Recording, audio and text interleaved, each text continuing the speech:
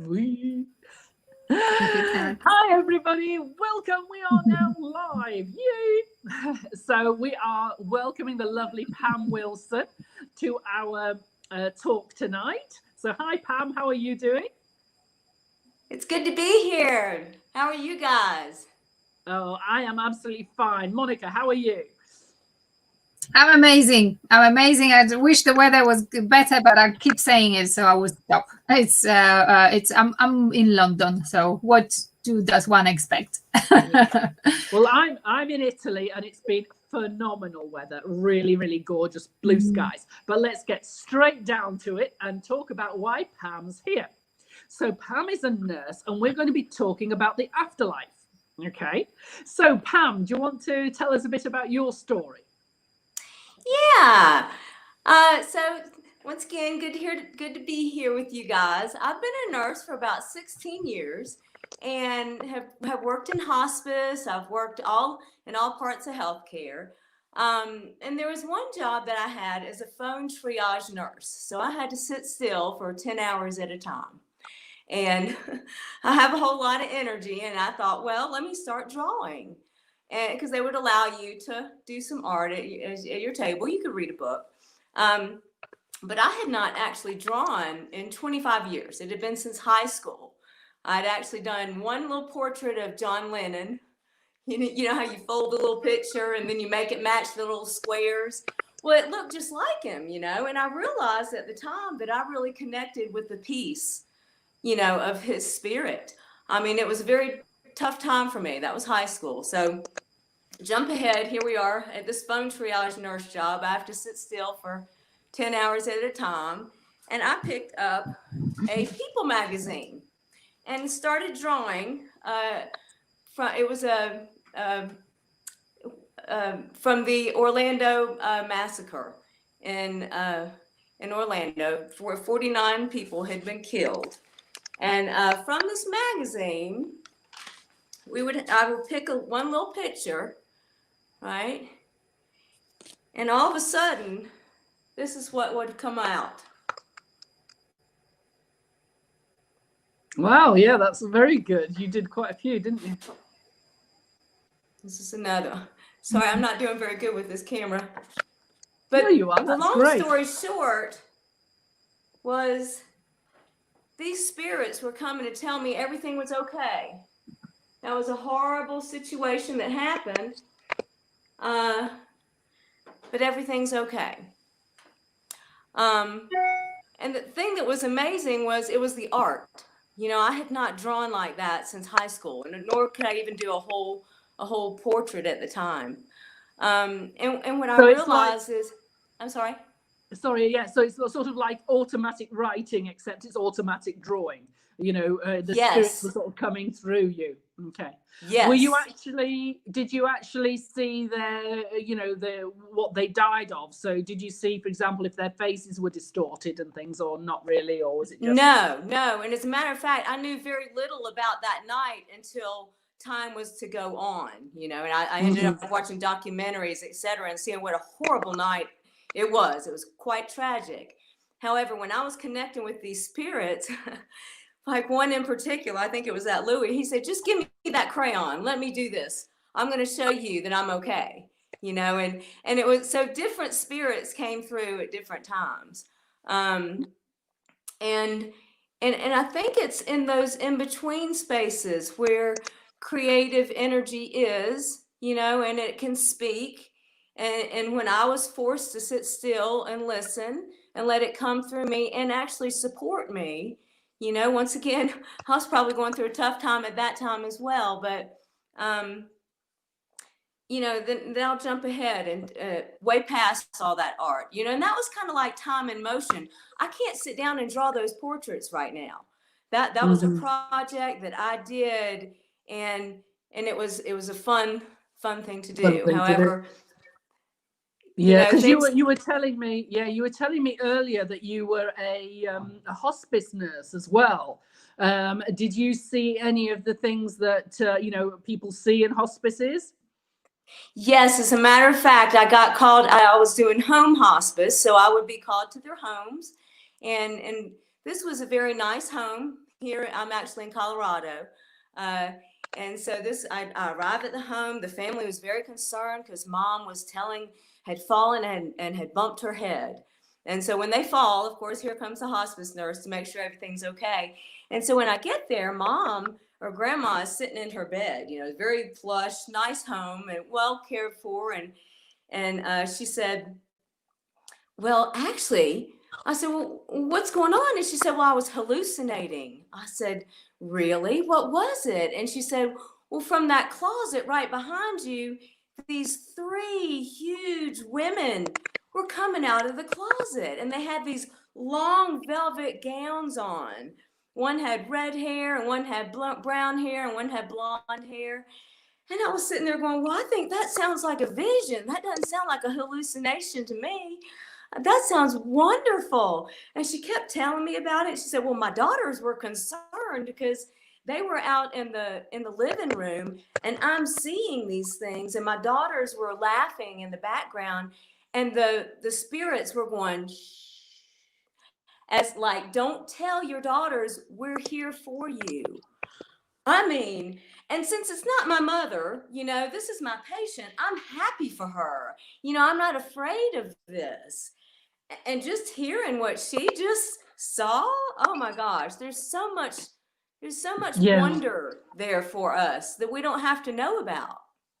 Did she recognize them, or were they just sort of other spirits? No, she said that these were some of the most beautiful people she had ever seen, and that they were wearing these velvet gowns. And what she kept saying to herself is, how are they coming out of that closet? There's not room for them, That's what she's thinking. And I said, what color was the velvet? And she said, it was the most beautiful turquoise I've ever seen. There was just no fear. This woman was close to dying, and so no, she didn't recognize them, but she felt their presence. Nice. Did you have any other experiences? Even before I was a nurse, I was a climber. And I was doing one climb here in Rocky Mountain National Park. It was at 13,000 feet. It was like 3:30 in the morning. You do rappels down to get to this ledge to then climb back up to 14,000 feet. Well, long story short, I'm standing on this ledge after I rappelled upside down. I'll just tell you that. So I was tired. And I'm standing there going, why did I mess up? That should have been the easiest part of the climb. And my partner said, well, let me just do this next rappel by myself and you follow up. And I'm standing there. And when you buckle yourself into your car, when you do your seat belt, how you buckle that in? Well, that's like with the rappel device. And I thought I had clipped in, right? So I'm about to step off of this ledge. And something whispered through my ear. And at 13,000 feet, I was going, what was that? And I looked down, I had not clipped in. I almost stepped off of that ledge. And it was that whisper in my voice. So I've had lots of different experiences with this afterlife. I really think I was supposed to step off that night, or that early that morning, and I did not. And so I think all these other things that happen with me and with others is just icing on the cake. Life is so short. Yeah. Have you actually seen any of these spirits or ghosts? So actually, what? I'm sorry, I didn't hear that last piece. Oh, sorry. Did you actually see any of the ghosts or spirits? Have you ever seen... I've seen them in my dreams. Like I've had friends who have passed away. One in high school, he was killed on a motorcycle. So it was quite tragic. That was actually one of my first experiences with death. It was horrible for us. And for years and years after that, he would come in my dreams. And I would look at him and say, you're dead. And he would just sit there and smile at me. And same with my grandmother, the one who I found sitting, she had passed away, sitting in her chair. And I'm actually an old Jerry Garcia fan, so I've had dreams with him. So that's quite, they come in all forms. Yeah, dreaming is something that I never done. I've seen things, I've pretty much everything else, but dreams pretty much not. It's really interesting how different people have different, I sort of see it as a tree, and we're all on different branches of the tree. And sometimes when the twigs sort of intertwine, you're on the same as somebody else, on the same sort of little twig for a while, and then it goes off into another leaf and things, and you go down your path. So that's how I sort of see it. So it's really interesting to see what the different sort of pathways that different people see. So that's that's really interesting. So have you had any other experiences you'd like to talk about? I had one or several actually. As I was doing some travel nurse, I was pretty much doing laps around the United States. I would go and do one contract in New York and another one in California. And I started learning how to be silent. How to what? And how to be silent, just to be completely quiet. And there was, and to do exactly what my heart was telling me to do. And there was one situation where I was camping in the middle of nowhere, and I woke up and I was in this canyon, and I didn't have any cell service or anything, and my tire was flat. And I thought, now that's the last thing I feel like doing right now. I just do not feel like changing my tire, And I've got time. I think I'll take out my spare tire and I'm gonna lay down because I'm gonna try this miracle thing. I need a miracle right now. I'm tired. I got a long way to go. I think I had another day's drive before I was getting back to Colorado. And I thought, well, let me just lay down for a minute. Middle of the woods, no cell service, right? I woke up about 10 minutes later to this ranger, driving on her truck in the middle of the woods. She was from Croatia. I'll never forget it. She hopped out, this woman hops out of her truck and says, I have never changed a tire before. Could I please change your tire? As one does. I videoed her, because I was like, it's true. I mean, they come at any time, You think angels just come at the end of your life, or, they'll come and help you change a tire, I'll be darned, if you really believe, and you leave room for it. So I call the afterlife miracles, and it's everywhere. We don't have to wait until we're really down and out or just end of life, what do they have? What miracles could come today? I had another one. I was working down in at a nursing in southern Colorado, and I walk in. One of my patients, we're getting them all ready for breakfast, and this woman had actually they resuscitated her. She had coded like a week or two before, so it's not pretty. They jump on your chest, and that's how they bring you back. Anyway, I said, "Are you doing okay?" And she said, "I feel hopeless." And I said, "Well, we're going to do something about that." I said, what's your faith in God? Tell me how you feel. Hispanic woman. And we had kind of talked about God, I think, the day before. And I felt for her. I mean, anytime somebody says they feel hopeless, what can I do, And I said, well, let's just hold hands. Let's pray for a miracle. Do you believe in miracles? And she said, actually, I do. I said, well, good, let's pray for a miracle. And so we prayed, and then I said, okay, let's go to breakfast. And so I'm pushing her down the hallway. We're going to this big cafeteria where it can be a little alarming, because It's a nursing home. Anyway, so she's looking around, and I wheel her up to her little table, and I get her coffee and everything. And as I'm walking away, this woman from the kitchen, one of the chefs from the kitchen, comes running out. And right in front of me, she said, "That's my aunt. I have not seen her. I'd lost track of her." And so they're hugging and holding each Wow, other. that was a And I'm sitting there going, miracle. there's a miracle right there. Absolutely. And when she got back to her room later on, I was like, did you see it? You got them, and I got to witness it. You got the miracle. I mean, yeah. That's lovely. Yeah. Fabulous. Fabulous. Monica, have you got anything to ask Pam?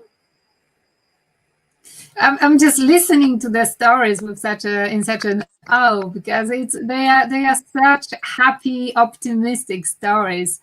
But I wonder how much what you do in terms of your work, being a nurse, sort of opens you up to those experiences. So must be a part of dealing with sort of life, death situations, which kind of helped you in a way to connect with your spiritual side and the spirits. That's my guess. It's just such an honor. What do you think? And so many memories come up of the situations that I've been led to when it was over my head. When situations are over my head, it's taught me how to ask for help in ways that I didn't know how to ask for it before. So God can, or whoever, can y'all be there for half of these people when I can't be there for them? How do you learn to ask for something? So I'd say being a nurse has given me all those opportunities. I'll share another one. I was a camp nurse, and 149 campers from inner city New York had never slept away from home. I learned about being homesick at that point. I have the cure for homesickness, but that's another show. But anyway, there was this, I was looking to see what's going to happen. These kids are there for 12 days at a time, and anyway, there was this one little girl. She was like, I don't know, 50 pounds. She said had sickle cell anemia. And what happens with that is if you get a bump or a bruise, it's very painful. Your blood turns to like a sickle. So anyway, this little girl was in her top bunk going through pretty much a crisis. And I had to, first of all, know when to get her out of her bunk to save her life, because if you move somebody with sickle cell anemia at the wrong time, all their organs fail. Okay? So I'm sitting there with my little headlamp on the top bunk with this little black girl, 49 pounds, rubbing her back, reading the order as to what I'm supposed to do. Anyway, long story short, I'm praying to my grandmother, that one who I found sitting in her chair long ago, because I happen to know if I need her help, she's there for me. And this was like the third time I'd called on her. And I was like, you need to come right now. This little girl cannot move from this bunk. We're not calling EMS. And the entire night, I sat there and I poured liquid medicine in her mouth, and I'm checking her temperature to make sure it doesn't go over a certain amount. And I know my grandmother can save that little girl's life. I know it, hands down. Next day, I sent that little girl home, but she made it through the night. So it's a beautiful, being a nurse puts you in service of others. So it kind of puts you in the situation where you're just kind of like you can be a plug, So. Well, that sounds really interesting. Yeah, wow, that's really cool. Absolutely. So we're just about to sort of close up now. Is there anything last you'd like to say? Anything that you'd like to say? Well, let's see. What more I like to say? I have back to the portraits. When I was doing those, I had this one woman who was following me on my Facebook page, Art by Pam. You know, not people don't always want to look at somebody who's passed away. You just don't, you know, doesn't always do something for you. Well, this one lady asked me to do a portrait for her friend, a friend of hers who had lost a son. And I didn't know the story or anything, but long story short, I did one for her just to see, you know, wow, I wonder how it firsthand how it looks to somebody. Well, she ended up videoing when the package arrived. You know, she got together with the friend and she was videoing it for the mother as the mother is opening up this portrait. And when she opened it up and she saw her son, she grabbed at the picture. Like, I mean, as a mother, that's what you would want, right? Your child is passed away. So, you know, I would say this whole afterlife and art and all this, it's really just about helping people feel better, you know, in the moment. Whether it's getting ready for breakfast, you know. Do you actually do portraits for everybody? For people who, with their kids that have passed away? Yeah, I still am doing them. And actually, I'm working on now. Because, like I said, there's a few people who want that and they want it for their friends.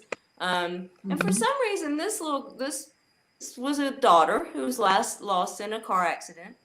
And I'm doing an oil painting of her, and it's taken a very long time. And this never happened, actually. And I think it's that she wants to be completed at a certain time, you know, for her family. Who knows? So, you know, I see it all. You know, my part in it is just that I've learned to have faith with the process, you know. Sometimes things work out nice and easy, and sometimes they don't. So yeah. So if anybody if anybody's interested in getting their portrait done, can they contact you? They do contact me via my Facebook page, Art by Pam. Okay, so we'll put that down below for you. Absolutely. Yeah. So in case anybody's interested, I will contact you. That's fabulous. Well, thank you, Pam. That was so interesting. Really enjoyed it. So thank you from me, Monica. Thank you so much from me. We've learned a lot about the power of prayer today, I think, from you. So thank you very much for sharing all those stories. And I'm sure you've got many more, so we would need to get you back at some point. Fabulous. Yes, and wouldn't it be nice if I could come and visit? That's what I would love the most. Absolutely. Yes. Well, we've got a space for you here in Italy at the village. Absolutely. And you'll be able to see some other types of spirits around here. Definitely. Great stuff. Okay, guys, take care. And thanks everybody for watching. We really appreciated it. Bye, everyone. Thank you. Bye.